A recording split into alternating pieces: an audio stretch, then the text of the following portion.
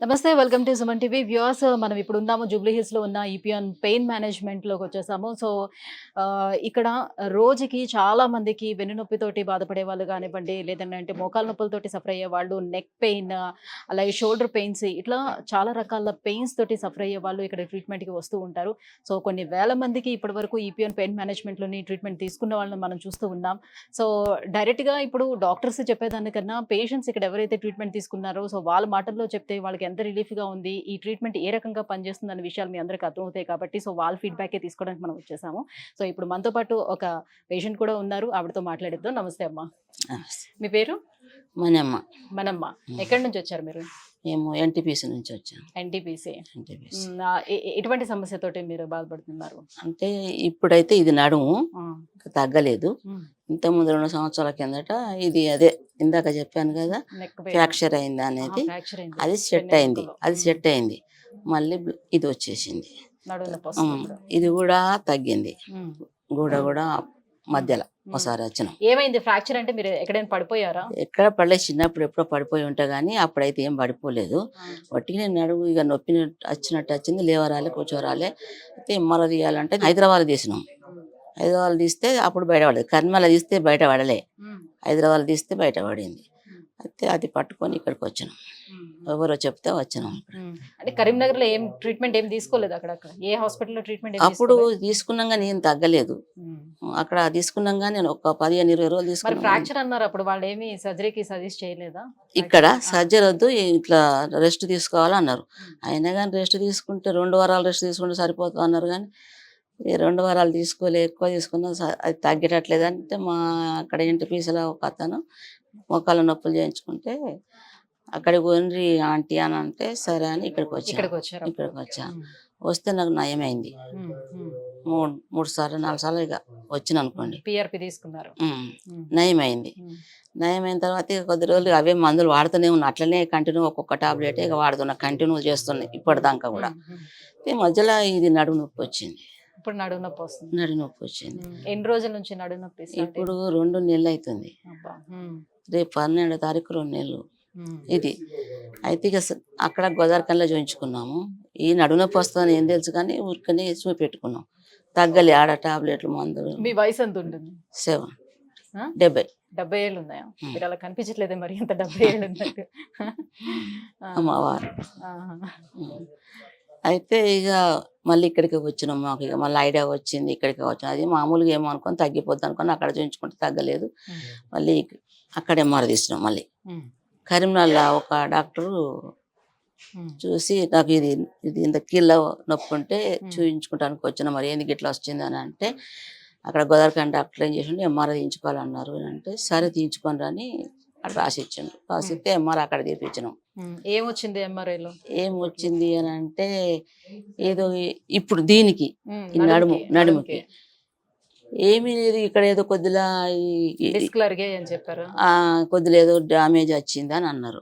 అంటే ఏదో ఇట్లా కొద్దిగా ఈ మేడం తీసుకొని వచ్చినాం, ఎంఆర్ఐ తీసుకొని వచ్చినాం.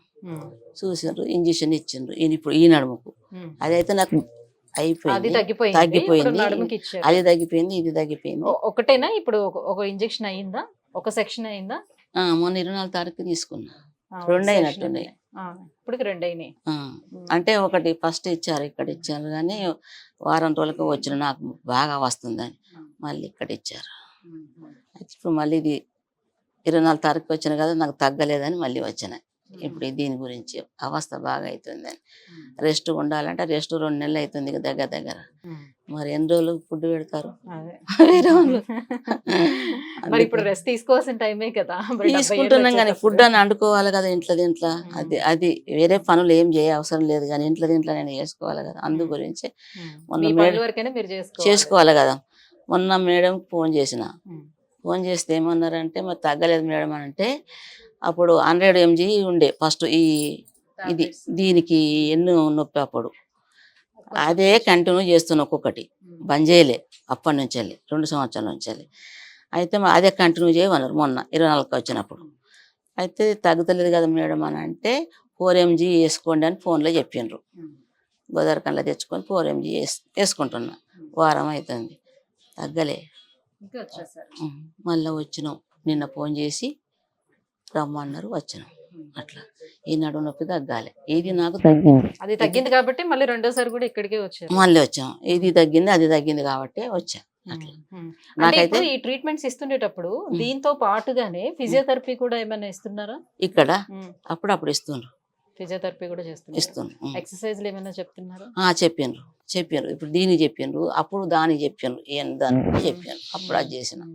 అయితే ఇప్పుడు ట్రీట్మెంట్ జరుగుతున్న అన్ని రోజులు కూడా వీళ్ళు మళ్ళీ తిరిగి మీకు కాల్ చేసి ఫాలోఅప్ కాల్స్ చేయటం ఎలా ఉంది ఏంటి, వాళ్ళు చెప్పిన మందులు వాడుతున్నారా లేదా, ఎట్లా ఉంటుంది? ఈ ఫాలోఅప్ కాల్ ఏమైనా చేస్తారా?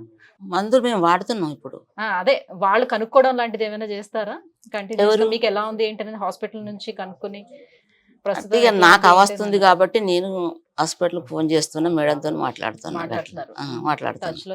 టచ్ లోనే ఉంటున్నాం. ఇక ఓకే, మీనల్ మేడం ట్రీట్ చేస్తున్నారు. ట్రీట్ అదే ఇప్పుడు 2 సంవత్సరాలు అయిపోయింది కదా నేను రాబట్టి, ఇక మేడం పరిచయం అయిపోయింది. అట్లా మాట్లాడుతున్నాం, డైరెక్ట్ మాట్లాడుతున్నాం. సరే, మీకు ఎవరో సజెస్ట్ చేస్తారు, మీరు ఇక్కడికి వచ్చారు కాబట్టి, మీరు బాగుంది కాబట్టి మీరు ఎవరికైనా సజెస్ట్ చేస్తున్నా. మా కోడలు వచ్చింది. మీ కోడలికి మోకాళ్ళ నొప్పులు వస్తున్నాయా? వస్తుంది. ఓకే, మొత్తం ఫ్యామిలీ అంతా అయితే ఇక్కడే చూపించుకుంటాం. ఇక మరి ఒకరు తగ్గితే ఒకరు చూపించుకుంటాం కదా. అప్పుడు ఇప్పుడు ఏంది 2 సంవత్సరాల కింద ఆమె కూడా రావట్టి. చలో, అయితే మీకు ఇప్పుడు ప్రస్తుతానికి అయితే ట్రీట్మెంట్ నడుస్తుంది. ఇప్పుడు ఇది నడుము నొప్పి ఉంది, ఇది తగ్గాలి నాకు. ఇది తగ్గింది, ఇది తగ్గింది. అది నాకైతే నయమైంది. నేనైతే మేడంకి అయితే మీరు దేవుళ్ళు అని చెప్పిన, నాకు తగ్గింది కాబట్టి. నాకు ఇప్పుడు కూడా తగ్గాలన్న. చేసేవాళ్ళందరూ దేవుళ్ళే. మరి దేవుళ్ళే, మరి మంచి నయం చేయాలి, డాక్టర్లు మంచిగా చల్లగా ఉండాలి. అది సో యూఎస్ చూసారు కదా. సో మేడం గోదావరి ఖని నుంచి వచ్చారు. 2 ఏళ్ల క్రితమే ఆల్రెడీ వెన్నెముకలోని చిన్న ప్రాబ్లం ఉండి ఇక్కడికి రావడం, ట్రీట్మెంట్ తీసుకోవడం జరిగింది కాబట్టి అప్పుడు బాగుంది, బాగా తగ్గింది కాబట్టి మళ్ళీ నడుము నొప్పి ఇప్పుడు రావడంతో మళ్ళీ మేడంనే కలవడానికి వచ్చారు. ఇక్కడే ట్రీట్మెంట్ తీసుకోవడానికి అంత దూరం నుంచి వచ్చారు. సో ఎంత దూరమైనా కూడా వ్యయ ప్రయాసాలకి వచ్చి సో ఇక్కడికి వస్తే డెఫినెట్గా తగ్గుతుంది అనే ఒక భరోసా వాళ్ళకి ఏర్పడటం వల్లే ఇంతమంది ఇక్కడికి వచ్చి ట్రీట్మెంట్ తీసుకోవడం అనేది జరుగుతుంది. సో కేవలం పెయిన్ మేనేజ్మెంట్ అంటే కేవలం మోకాల నొప్పులకు మాత్రమే చేస్తారని చాలా మంది అపోహ పడుతూ ఉంటారు. కాదు, సో మోకాల నొప్పుల దగ్గర నుంచి వెన్నెముక సమస్యల దగ్గర నుంచి సో మన బాడీలో ఉన్నటువంటి బోన్కి సంబంధించిన ఎన్ని రిలేటెడ్ వ్యాధులు ఏమున్నా కూడా ఎటువంటి శస్త్రచికిత్స అనేది అవసరం లేకుండా ఇక్కడ ట్రీట్మెంట్ అనేది జరుగుతూ ఉంటుంది. సో వన్స్ మనం సర్జరీకి వెళ్ళాము అని అంటే మళ్ళీ రికవరీ టైం అనేది కూడా చాలా ఎక్కువ టైం తీసుకుంటుంది. సో ఆఫ్టర్ దట్ కూడా ఇన్ఫెక్షన్స్ ఇలాంటివన్నీ రావడం కూడా జరుగుతూ ఉంటాయి. సో మనం తొందరగా రికవర్ అవ్వగలుగుతామా లేదా అని చాలా మంది భయపడుతూ ఉంటారు. అందుకే సర్జరీ అనేది అవాయిడ్ చేసి ఇట్లా పెయిన్ మేనేజ్మెంట్కి రావడం అనేది జరుగుతూ ఉంది. పెయిన్ మేనేజ్మెంట్ విషయంలో ఈపీఆన్ పెయిన్ మేనేజ్మెంట్కి 100% మార్కులు కూడా వేస్తున్నారు. సో బాగా ఇక్కడ క్యూర్ అవుతుందని కూడా వాళ్ళ మాటల్లోనే చెప్పడం మనం చూస్తూ ఉన్నాం. సో మీలో ఎవరైనా సరే ఇలాంటి ప్రాబ్లమ్స్ ఫేస్ చేస్తూ ఉంటే సో వెంటనే నిర్లక్ష్యం చేయకండి. కింద స్క్రోల్ అవుతున్నటువంటి నెంబర్కి కాల్ చేయండి. ఈపీఆన్ పెయిన్ మేనేజ్మెంట్ని అప్రోచ్ అవ్వండి. Thank you.